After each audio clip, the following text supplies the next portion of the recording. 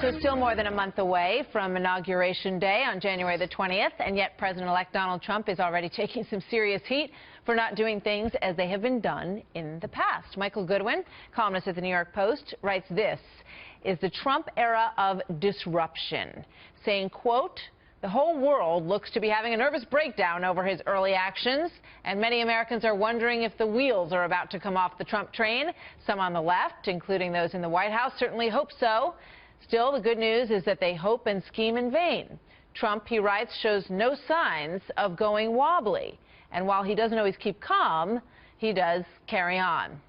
So with an evaluation of how things are going so far, Michael Goodwin joins us now. Good to see you there. Thank you, sir. You know, he's put himself out there so much as a president-elect. Right. In a way that people have not in the past, necessarily. We're watching the whole transition process as it moves in and out of Trump Tower. So has he sort of asked for this scrutiny before he takes office? Look, I think this is par for the course with Donald Trump. I mean, he's a showman. He's the Trump Tower auditions, really.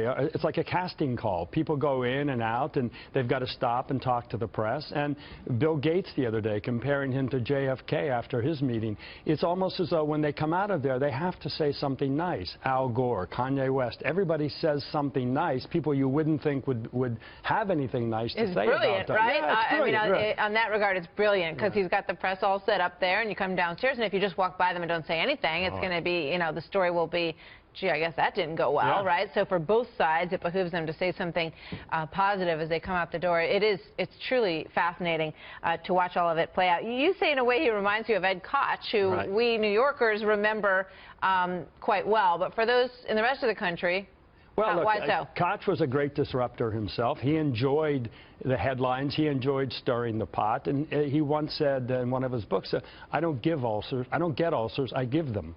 And Trump is like that. He enjoys this. I think he enjoys driving his opponents crazy. And look, substantively, he is a great disruptor. He is going to change the way everything is being done. He's changed political campaigns probably permanently, the way he ran and won despite not spending the most money, despite just being out there himself, not having a huge ground game, but just working to death the issues and being everywhere in front of huge crowds of people, having momentum, starting a movement. Look, I think that the government, you have the major media, you have the leaders really of both parties, you have the big businesses. There is a status quo that people want to protect. And I don't think Donald Trump is trying to blow up the world, but he's really trying to significantly change it. And that is not easy because there are a lot of people who are invested in the status quo. They want to keep things as they are. They like the gravy train they're on. He wants to take them off that train. You can see them sputtering and sort of spinning around as this goes on. But there is no doubt, even though people on both sides of the aisle will come out of the Tower lobby and say things went really well, there's plenty of indicators out there that there's going to be relentless action against him. Sure. They will try to make sure that he cannot complete any of these things to the greatest of their ability. Well, and we should not underestimate the difficulties ahead, even without the obstacles that people will throw, the legal obstacles over the environment, as you just reported on, things like that.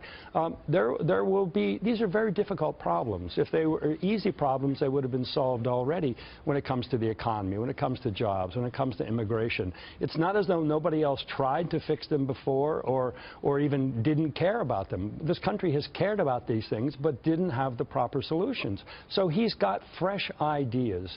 Now to implement them is not going to be a miracle. It's going to be hard work, day in, day out, building coalitions, building support. And that's why I think it's really important, Martha, that he stay in touch directly with the public. I think this thank you tour is a stroke of genius.